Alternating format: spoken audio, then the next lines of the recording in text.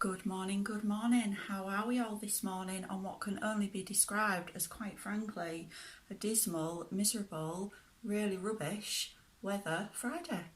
Anyway, first of all, let's start with the outfit of the day. As you can see, my brand new favourite, my destination everyday black rib outfit. To be honest, I think I've worn this and washed it about 3 times this week already. I've had it on for being in the house, I've had it on for going shopping with the old faithful body warmer, I've had it on for playing with the kids and going to the park, so double OTD. But secondly, I mentioned in the bio, and a couple of people have messaged me about it because I mentioned that we did home education, home educate our kids. So firstly, just to make it really, really clear, this page is not in any way geared towards helping people with home education. One main reason for that is because there are already absolutely loads of absolutely fantastic social media pages by people who have absolutely got it down. They're really good at giving advice, they're really good at breaking things down and helping people that are new to home education or homeschooling. So I really don't think there's any need for another one, but what I am going to be doing is obviously just sharing a few things that me and the kids do, because especially when you very first start, it's hard to know which programs to use and what resources and things to use. So really quickly today, my little boy's 5, so he would have started reception at school last September. So we use various different resources. So we've got 2 kiddies at slightly different ages, one at 5, one at 8. So I try and look for things that are a little bit more fun, a little bit more engaging, things that we can do together. So today, to get us started, we use the trusty, old faithful phonics flashcards. These are by Usbourne. I've had these for a while now. I'll just quickly show you, and the reason that I like them is because they're really fun colours and they're really, really kind of just easy to work with. So on the first page you've got the actual pictures with the word, but then you can flip it over and you've got the words on the back. Now these start with the 3-letter words, they then go up to the 4-letter words, and then they progress obviously onto much more hard ones. But these are really handy because we can use them on a morning, we use them for letter recognition, we use them to help with spelling. So if we need to find a letter, we'll look for a picture card that contains that letter and then we'll break it down. And it's really just about kind of repetitive, just keep using the words, the letters, and I like to use the same things as a base because then the kids get to know it and they get like familiar with it. Second thing this morning for my 5-year-old, the CGP, this is reception maths. We're working on the summer term at the moment. I like CGP, number 1, because the books are all in year groups, so it's really easy to follow. You can buy them in bundles or you can buy them individually.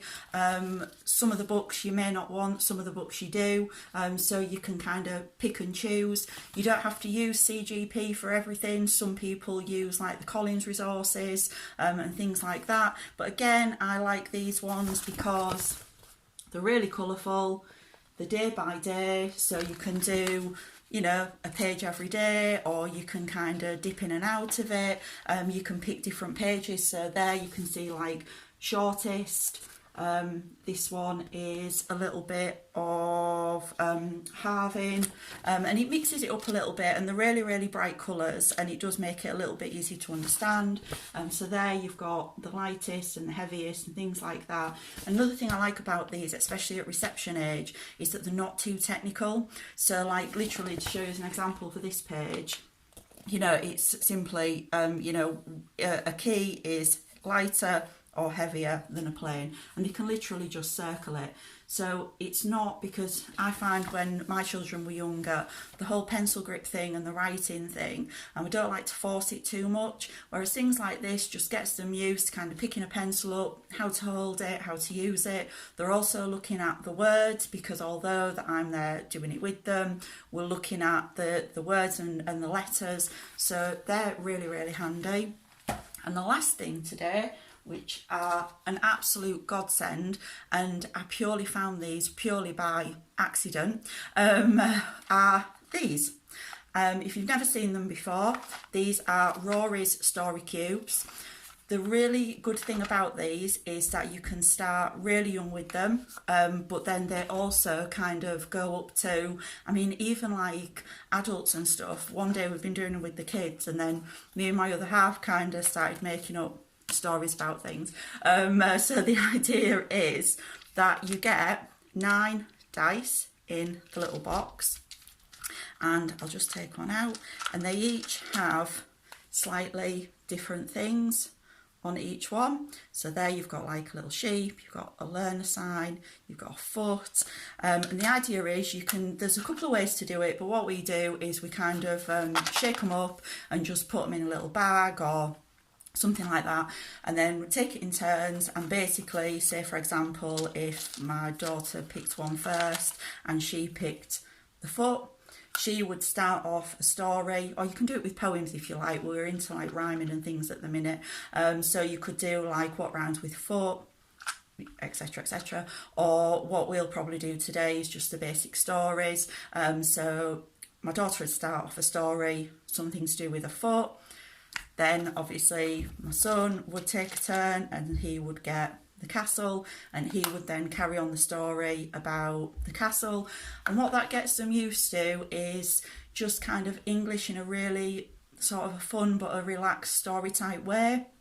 So obviously it gets their imagination going, you can make it funny, you can make it serious. If you're doing like a topic based thing, sometimes we do like little topics, and you can kind of, you know, fix and mould them around what you're doing and kind of work it in as an activity for that. So these are really, really good. There's different ones available. I like just the normal ones. But what I'll do is all of these things that we're going to be using today, I'll pop a link for them. So if you want to have a browse and have a look and see if they'd be any good for you.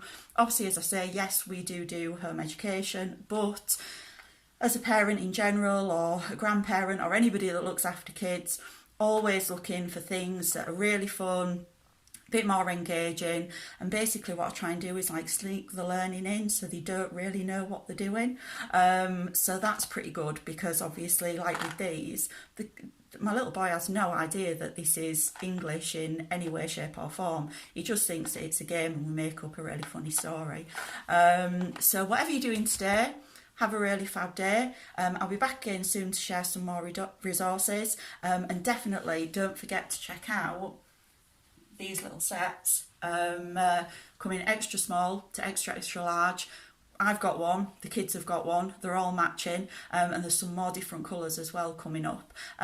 So I have still got a few left, but they have been selling quite quick.